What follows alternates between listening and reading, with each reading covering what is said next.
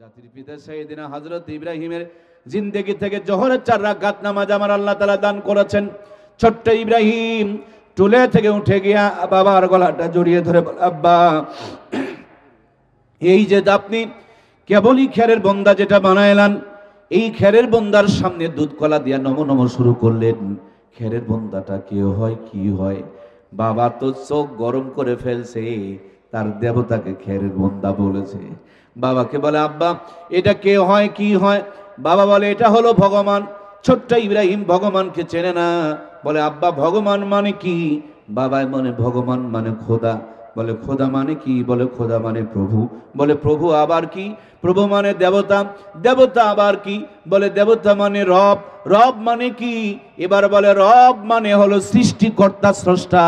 ছোট্ট ইব্রাহিম কেবল একটু বুঝতে পেরেছেন, যিনি সৃষ্টি করেন তিনি হলেন স্রষ্টা। হযরত ইব্রাহিম আব্বাকে বলে, আব্বা গো, কেবলই তো তুমি খের পেঁচায়া পেঁচায়া এইটাকে সৃষ্টি করলা, ওইটা কেমনে তোমার স্রষ্টা হয়? তুমি তো তার স্রষ্টা। জোরে বলুন মারহাবা। বাবা এবার মনটা খারাপ, হক কথা বললেই তাওই খারাপ, নাকি হাজী সাহেব খারাপ? হক কথা বললেই হুজুর খারাপ, হক কথা বললেই রাজনীতি করে। হক কথা বলার মানে রাজনীতি?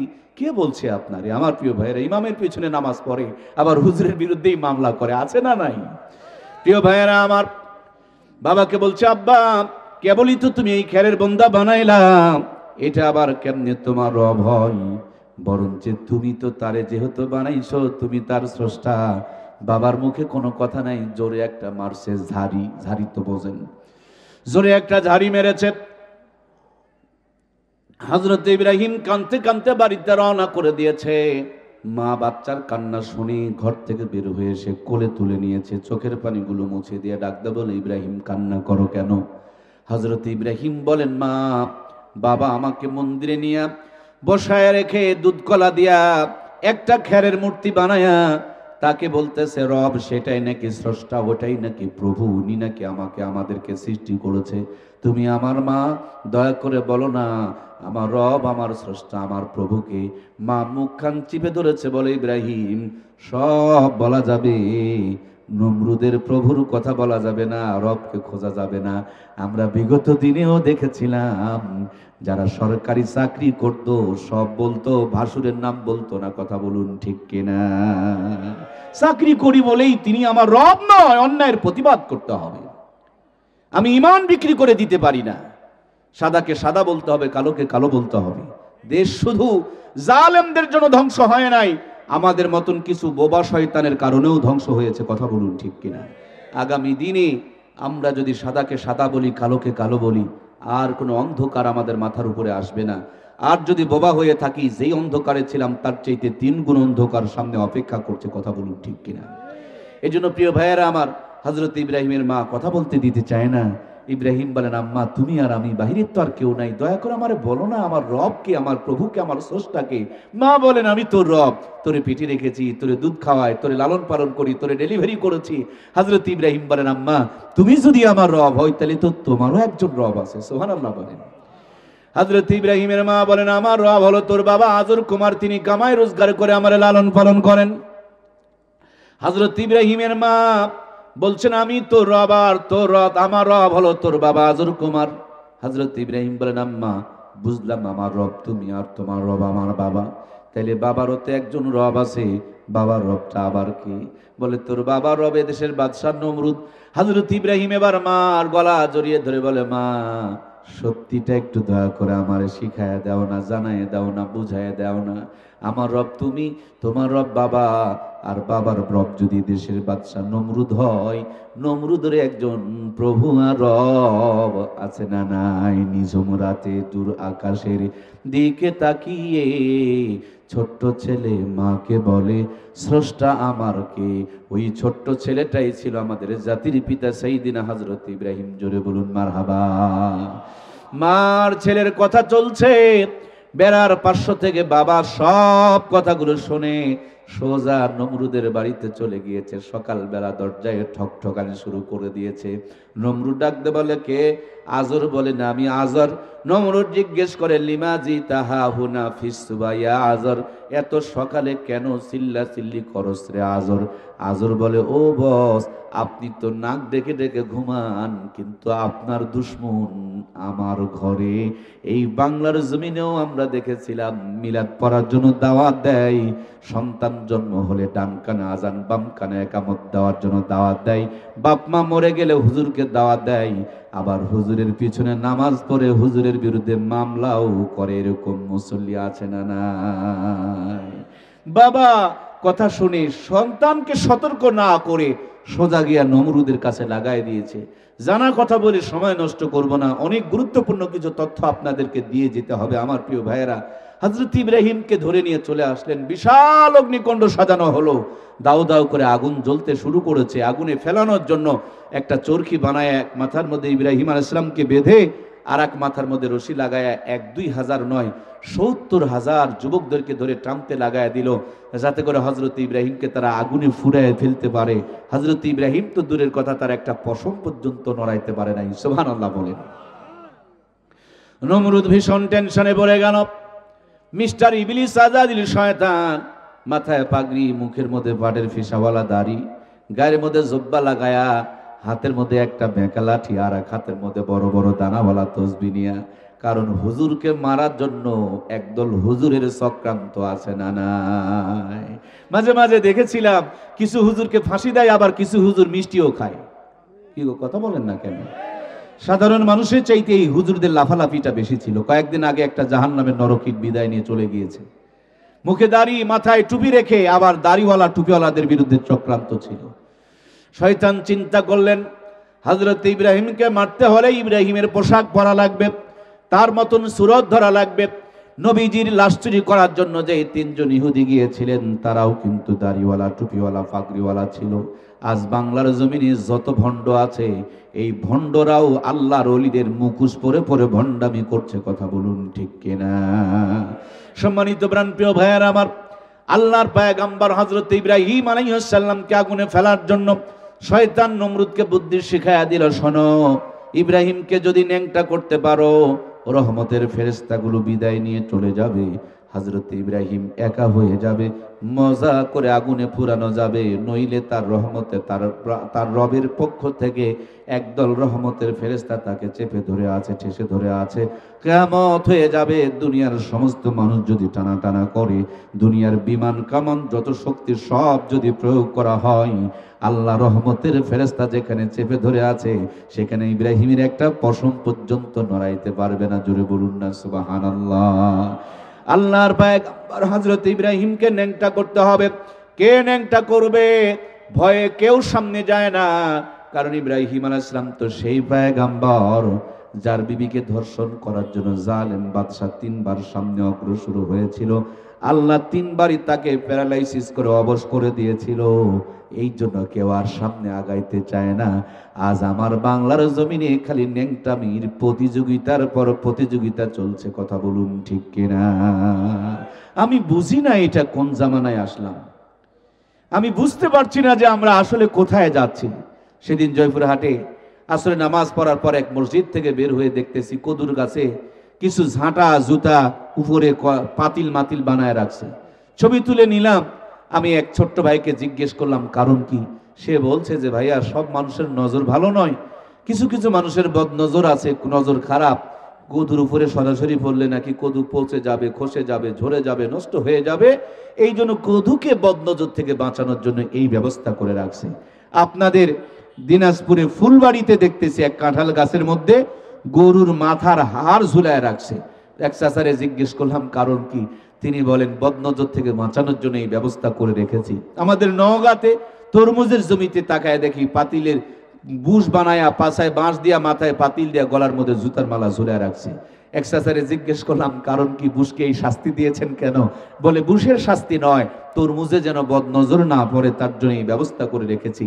আমাদের গ্রামে হানাফিয়া আহলে হাদিসের গুতাগুতি লেগে মাদ্রাসা, মসজিদ, গোরস্থান, ঈদের মাঠ সব ভাগ করছে। নতুন মসজিদের সামনে একটা গরুর গড়া, কয়েকটা গাভী বাঁধা আছে।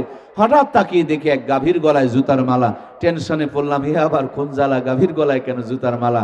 এক মুরব্বী বলছেন, তুমি কি কিছু বুঝছো? আমি বললাম, না, মোটেও তো বুঝি নাই।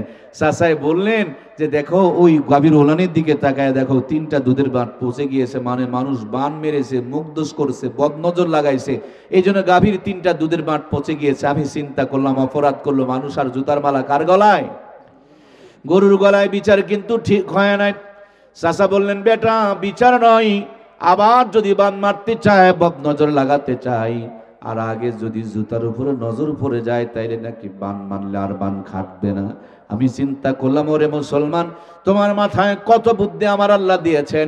তুমি তোমার কদুকে সংরক্ষণ করা বুঝলাম, কাঁঠালের হেফাজত করা জানলাম, তুমি তোমার গরুটাকে বদনজর থেকে হেফাজত করলা, কিন্তু তোমার মেয়েটা যখন কলেজে যায়, কেন তুমি বোরখা পরাইলা না?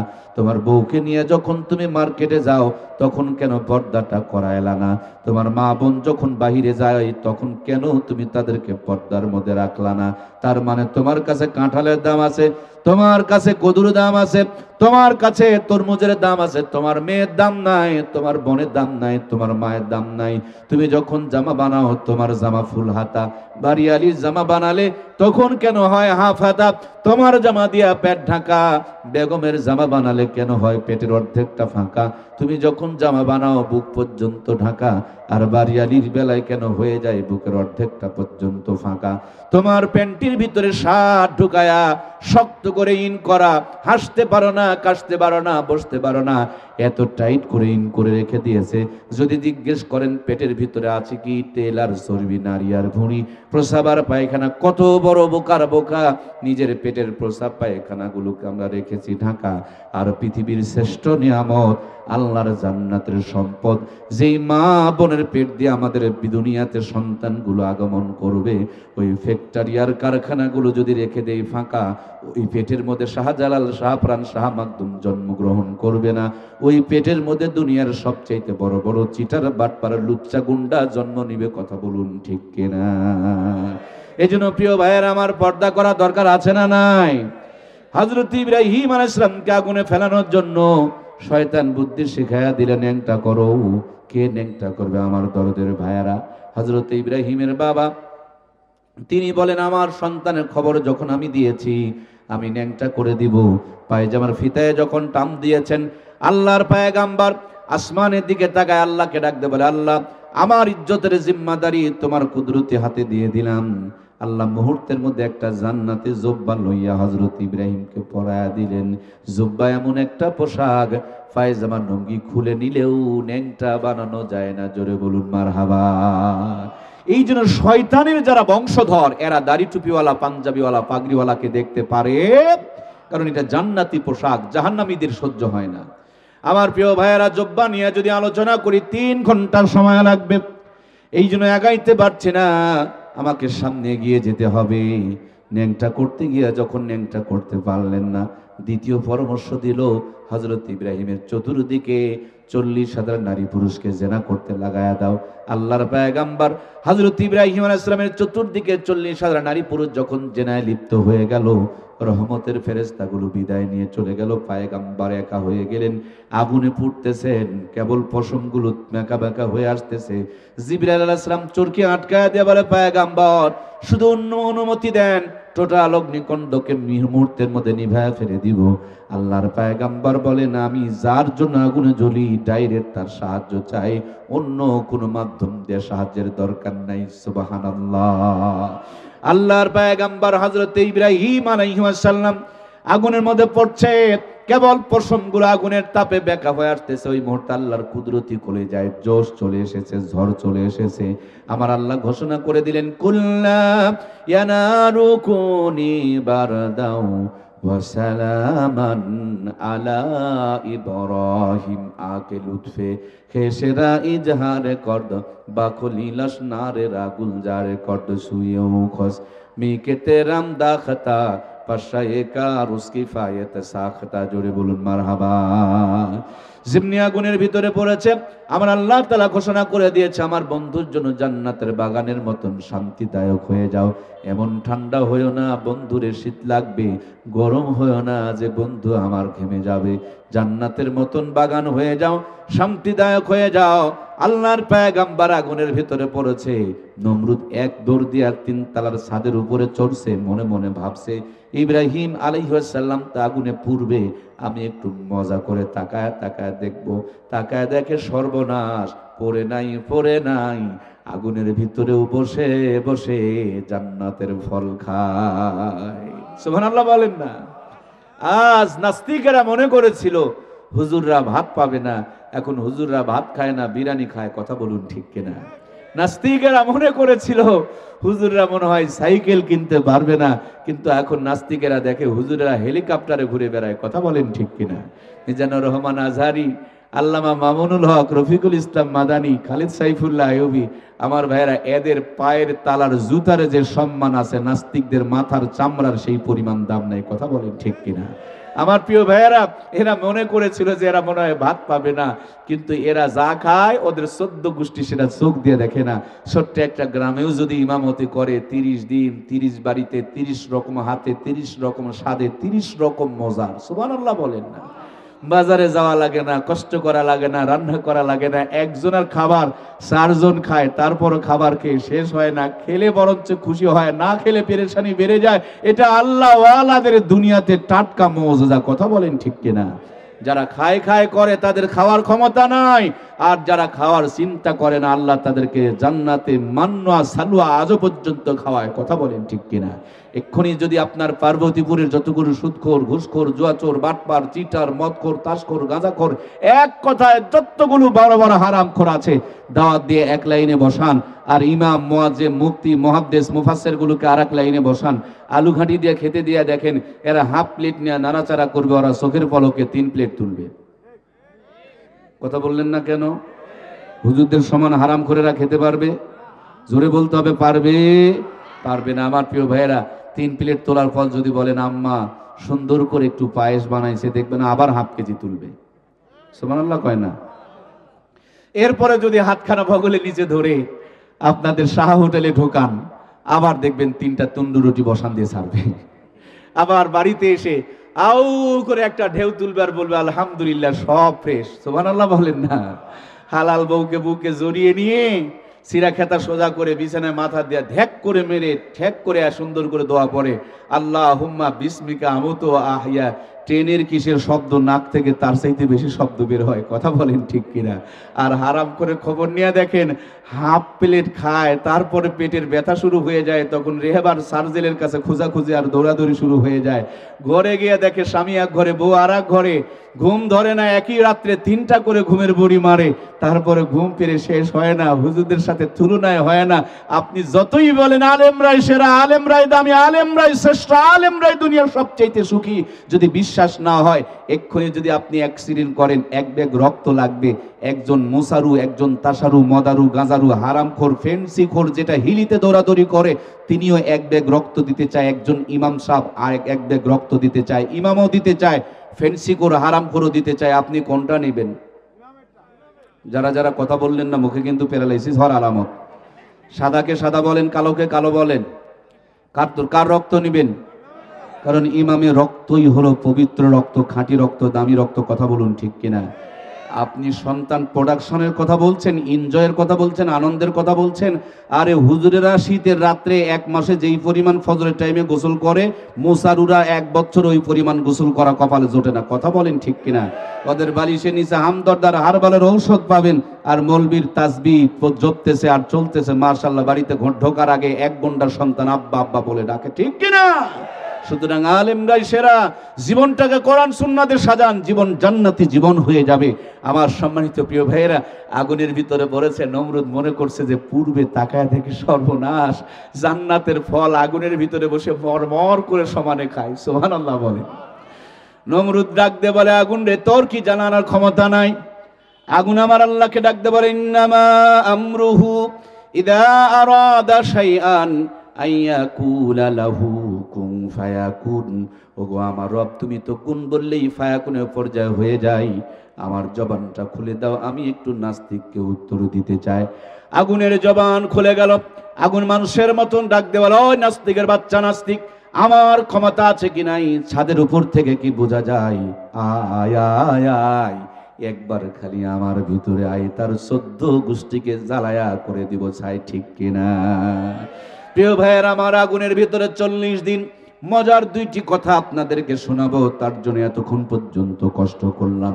যেই দুইটি কথা আপনি বাড়িতে নিয়ে যাবেন, যেই দুইটি কথা আপনি জীবনে আমল করবেন, আমাকে যদি ওয়াদা দিতে পারেন এই কথা দুটি জীবনে মেনে চলবেন, আমিও আপনাকে লিখে দিতে পারি জান্নাতে আল্লাহ তাআলা আপনাকে আমাকে পৌঁছায়া দিবে। কারণ এখান থেকে ঢাকার গাড়িতে চললে ওই গাড়িতে যদি টিকিটে লিখে দেয় আপনার আমার পার্বতীপুর টু ঢাকা, তাহলে আমিও লিখে দিতে পারবো। এই দুইটা কথা মানলে আপনার জীবনটা জান্নাতি হয়ে যাবে। আগুনের ভিতরে হযরত ইব্রাহিম আলাইহিস সালাম 40 দিন পর্যন্ত ছিল। মজার দুটি ঘটনা ঘটে গিয়েছে। একটি ঘটনা হলো, একটা প্রাণীর নাম হলো ব্যাঙ। এই ব্যাঙটা শুধু পানি ছিটায়া দেয়, পানি ছিটায়া দেয়, পানি ছিটায়া দেয়। ব্যাঙকে জিজ্ঞেস করা হলো, এমন করো কেন? বলে পয়গম্বর ইব্রাহিম আলাইহিস সালামকে বাঁচানোর জন্য। জিজ্ঞেস করা হলো, ব্যাঙ রে, তোমার ঠোঁটের এই পানি দিয়ে তো ইব্রাহিমকে বাঁচানো যাবে না। আল্লাহর পয়গম্বরের স্মরণে ব্যাঙ বললেন, না, বাঁচবে কিনা এটা আমার সাবজেক্ট না, আমার যতটুকু ক্ষমতা ততটুকু চেষ্টা করে দিব কবুল করনেওয়ালাকে। আল্লাহ ব্যাঙের ক্ষুদ্র খেদমতকে কবুল করে নিয়েছেন। এই জন্য মুরব্বীরা বলে ব্যাঙকে মেরো না। অনেকেই হয়তোবা কারণ জানে না, কিন্তু আল্লামা শেখ সাদী রহমতুল্লাহি আলাইহি বলেন এটা ব্যাঙ ছিল না, এটা একটা পাখি ছিল। এই পাখিটার নাম হলো হুমা পাখি। সংখ্যায় খুব কম, পৃথিবীতে বিরল প্রজাতির এই পাখি। আকাশের বহুত গভীরে থাকে, ঠোঁটের মধ্যে একটু পানি নিয়ে ঝরঝর করে পানিগুলো ছেড়ে দেয়। ব্যাঙগুলো পানি উপর দিক থেকে ছেড়ে দেয়। এই পানির দিকে তাকায় তাকায় ব্যাঙকে ওই পাখিকে জিজ্ঞেস করা হলো, পানিগুলো ছেড়ে দিয়েছ কেন? পাখিকে জিজ্ঞেস করা হলো, পানিগুলো ছাড়ছো কেন? বলে ইব্রাহিমকে বাঁচানোর জন্য। বলে তোমার এই ঠোঁটের পানিটুকু নিয়ে হযরত ইব্রাহিম আলাইহিস সালামকে তো বাঁচানো যাবে না। বলে বাঁচবে কিনা ওটা আমার সাবজেক্ট না, আমার ক্ষমতা অনুযায়ী চেষ্টা করে যাব, এটাই হলো আমার দায়িত্ব আর কর্তব্য। আল্লাহ তাআলা ওই পাখিটার এত শান মান আর মর্যাদা বাড়িয়ে দিলেন। আল্লামা শেখ সাদী বলেন, হুমা পাখি যদি কোনো মানুষের উপর মাথার উপরে ছায়া দেয়, দুনিয়ার ভিতরে রাজা বাদশাহ না হলে আল্লাহ তার ওলি বান্দা তারে বানায়া দিবে। আর একটা প্রাণীর নাম হলো কাকলাস। রক্তচোষা, ডাহিন, খাটাস, গিরগিটি, নাইচোষা যেটা জঙ্গলে থাকে, টিকটিকির মতন উপর দিয়া, মাথার উপর দিয়া শির থাকে, কালার চেঞ্জ করে, জঙ্গলের ভিতরে থাকে। দেখলে মানুষ যেটাকে মারে, এটাকে কি বলেন আপনারা? কি? রক্তচোষা, গিরগিটি বলে। আমার মনে হয় এই এলাকার মানুষ গিরগিটি বলে। দেখেন আপনারা, এখন কমে গিয়েছে, বন জঙ্গলও তো নেই। আমার প্রিয় ভাইয়ারা, এই রক্তচোষা গিরগিটি এইটা নাকি খড়ি বহন করা ছিল, মতান্তরে ফু দিয়েছিল, তার ফু দিয়া খড়ি বহন করা দিয়া। কিন্তু ইব্রাহিম আলাইহিস সালামকে পোড়ানো যায় নাই, কিন্তু লানত ঘাড়ে চেপে গিয়েছে।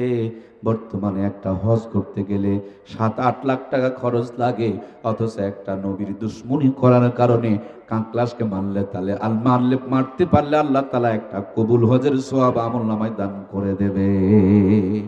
শুক্রবারের দিনে যদি মারতে পারেন, হজের সঙ্গে আল্লাহ তাআলা ওমরার সওয়াব দান করে দিবেন। আমার প্রিয় ভাইয়েরা, যেই মেসেজটা আমি আপনাকে দিয়ে যেতে চাই, মুসলমান তসবিহ পড়বে ডান হাতে, আর যখন ভোট দেওয়া লাগবে তখন ইসলামের বিপক্ষে সিল মারবে। কথা বললেন না কেন? তসবিহ পড়লে তসবির দানা সাক্ষী দিবে, আর ইসলামের বিপক্ষে সিল মারলে মনে হয় ওই সিলটা সাক্ষী দিতে পারবে না। কথা বলছেন না কেন গো? ও, এই জায়গাতে একটু রোগ আছে, তাই না? এই রোগই জাহান্নামে নিয়ে যাবে, অন্য কিচ্ছু লাগবে না জাহান্নামে নিয়ে যেতে। মদিনাতে একজন ব্যক্তি ছিল, নামাজ পড়তো, রোজা করতো, হজ করতো, যাকাত দিত, সব ঠিক, কিন্তু মুহাম্মদের নেতৃত্বকে মেনে নিতে পারতো না, লিডারিকে মেনে নিতে পারতো না। মুহাম্মদ রাষ্ট্রপতি হবে এটা তার সহ্য হতো না। লোকটার নাম ছিল আব্দুল্লাহ ইবনে উবাই ইবনে সুলুল। সে সব কিছু করার পর আল্লাহর হাবিবের নেতৃত্বকে না মুনাফিক নয়। কথা বলতে হবে, আমি কি এই জামানার বড় মুনাফিক নয়? আমরা কি এই জামানার মুনাফিক হয়ে থাকতে চাই? তাহলে তওবা করে আজ থেকে যতদিন বেঁচে আছি ব্যাঙের ভূমিকায় চেষ্টা করে যাব সফলতা দিনেওয়ালা কে? কাকলাসের ভূমিকায় বিপক্ষে যাব না। আমাদের আল্লাহ বানিয়ে কোরআন দিলেন যে কোরআন অনুযায়ী চলো, ভালো থাকতে পারবা। হঠাৎ করে কেউ এসে বলল যে না নৌকায় চড়ো, তার চাইতে ভালো থাকতে পারবা। আমরা কোরআন বাদ দিয়ে নৌকায় ঝাঁপ মারলাম। কয়েকদিন পর নৌকা যখন হাবুডুবু খায়, আর একজন বলতেছেন আসো ধানাবাদ করি, ভালো থাকা যাবে। আমরা ধান চাষ শুরু করে দিলাম। তার কয়েকদিন যেতে না যেতে আর একজন চাষা বের হলো নাঙ্গল জোয়াল নিয়ে, সে বলছে আসো নাঙ্গলের মুঠা ধরো, একেবারে তোমরা অনেক দূর চলে যাবে। আমরা এখন নাঙ্গল কেউ নিয়ে টানাটানি, ধান চাষ নিয়ে বাড়াবাড়ি, নৌকা নিয়ে তাড়াতাড়ি এই করতে গিয়া কোরআনের উপরে 2 ইঞ্চি ময়লা জমে গিয়েছে। আল্লাহর নবী বলেছেন আল কোরআন হুজ্জাতুল্লাহ, কোরআন হলো আপনার আমার জন্য দলিল। সুতরাং কোরআনের বিপক্ষে যদি কেউ সিল মারে, তার ইমানের ভিতরে ভাইরাস ধরে যাবে, ইমান নষ্ট হয়ে যাবে। কথা বলুন ঠিক কিনা? যতদিন বেঁচে আছি কোরআনের পক্ষে আমাদের হাত থাকবে তো ইনশাআল্লাহ। কারা কারা ব্যাঙের ভূমিকায় থাকতে চায় 2খানা হাত উত্তোলন করে আমার আল্লাহকে দেখে লিল্লাহে তাকবীর। হাতগুলো এভাবে একটু নাড়া দেন লিল্লাহে তাকবীর। দুনিয়ার মুসলিম, আল্লাহ আমাদের হাতগুলোকে কোরআনের পক্ষে কবুল করুক, বলুন আমিন। সম্মানিত ভাইয়েরা, কষ্ট হচ্ছে কি? আমরা একসাথে মোনাজাত করা পর্যন্ত আছি তো ইনশাআল্লাহ। আল্লাহ আমাদেরকে একসাথে জান্নাতে যাওয়াও তৌফিক দান করুক, বলুন আমিন।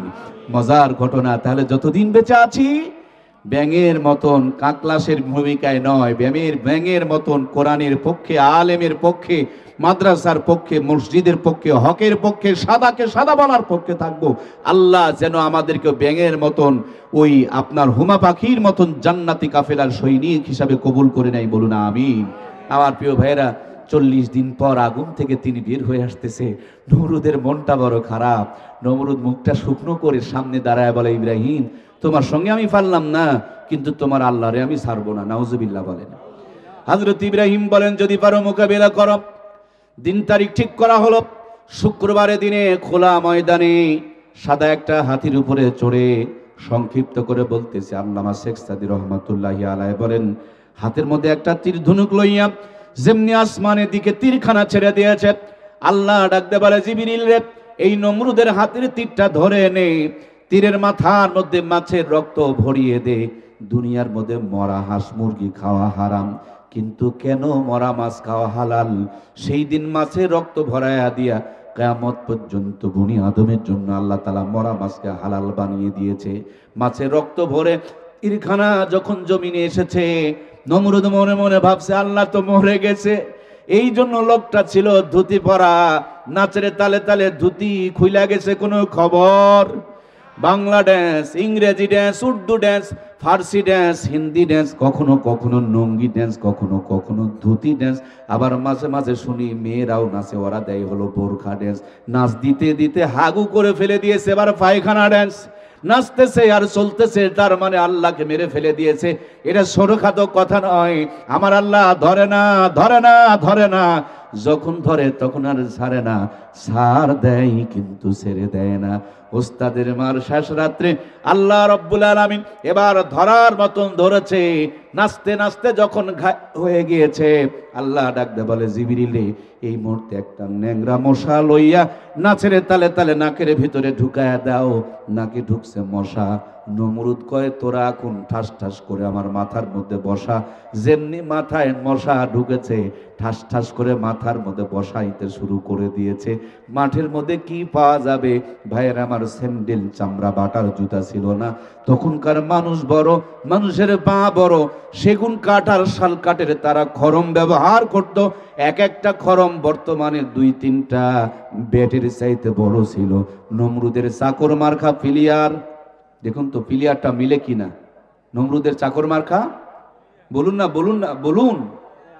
চাকর মার্কা ফিলিয়ার আর জুতা মার্কা ব্যাট, বেটে মিল আছে। আর নমরুদের মাথা মার্কা বল, খুব ভালো করে মিলান, প্রত্যেকটা কথা ওজন করে করে মিলান।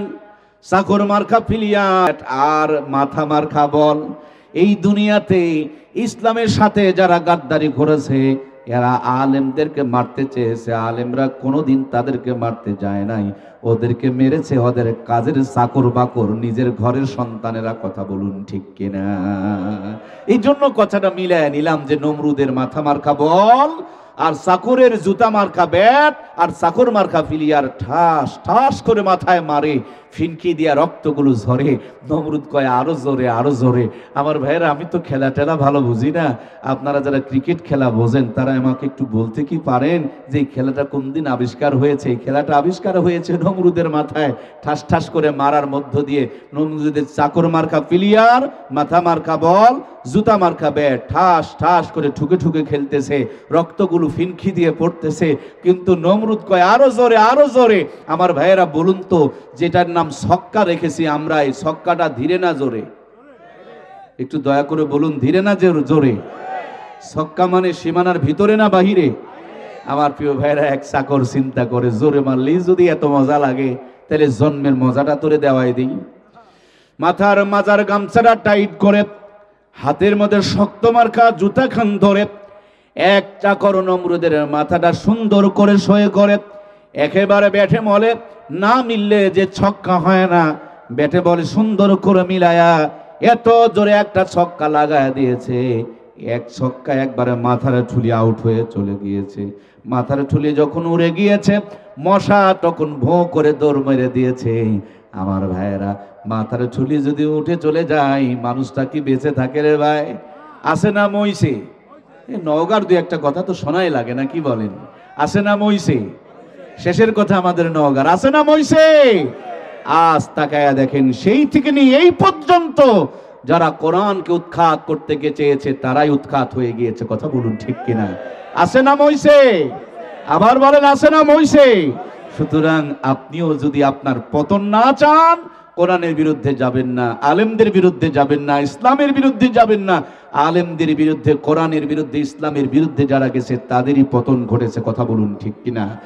আলেমদের রক্ত বড় বিষাক্ত রক্ত, এই রক্ত যারা ঝরিয়েছে তাদের পতন অনিবার্য।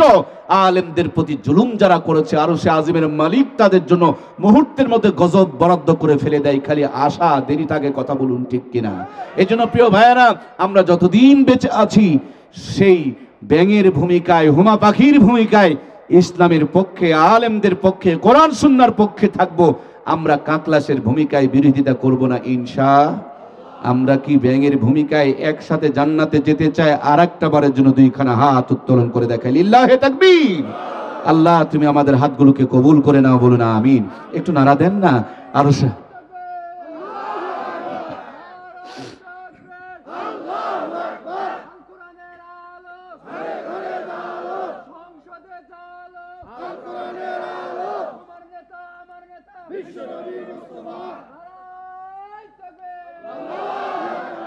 আলহামদুলিল্লাহ সুম্মা আলহামদুলিল্লাহ। আমরা সব দেখলাম, আমার বয়স তো অত বেশি নয়, আমরা সবই দেখলাম। একটা বার শুধু একটা বার কোরআনের রাজ দেখার আমাদের স্বপ্ন বাকি আছে, ঠিক কিনা? আমরা আগামী দিনে কোরআন দিয়ে দেশ পরিচালিত হোক, সেটুকুই আমরা দেখতে চাই। আল্লাহ তুমি আমাদেরকে কবুল করুক, বলুন আমিন।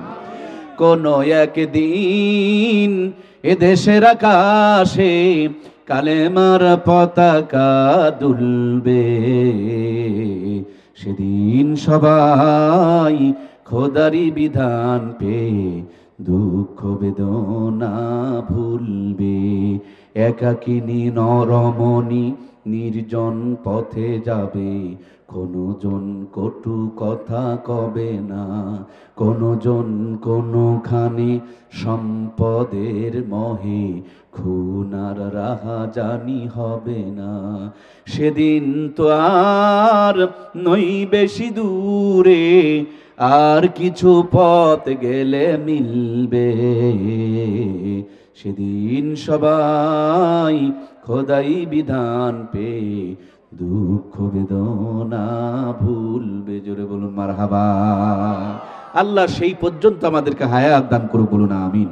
আমার প্রিয় ভাইরা, আমাকে অনেক দূর যেতে হবে, তারপরও পার্বতীপুর আমার ভালো লাগার একটা জায়গা। এই পার্বতীপুরে আমার লম্বা টাইম ধরে আসা হয় নাই। আমি কি একসাথে মোনাজাত পর্যন্ত আপনাদের পাবো তো ইনশাল্লাহ?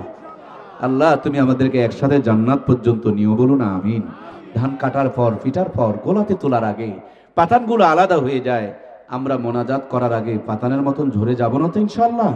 আল্লাহ তুমি আমাদেরকে একসাথে জান্নাতে কবুল করে নিও, বলুন আমিন। আমার মহাব্বতের ভাইয়েরা, এক্ষুনি দোয়া হয়ে যাবে। আমরা আখির মোনাজাত করে বিদায় নেব। আমার আল্লাহ আমাকে 14 বার পবিত্র হজ করিয়েছেন, আলহামদুলিল্লাহ। আবার 15তম হজের প্রস্তুতি চলছে, শতাধিকবার আল্লাহ তাআলা উমরায় নিয়েছেন, দেশ দেশান্তরে আল্লাহ তাআলা ঘোরাইতেছেন, আলহামদুলিল্লাহ। প্রাণ ভরে একসাথে মোনাজাত পর্যন্ত আছি তো ইনশাআল্লাহ।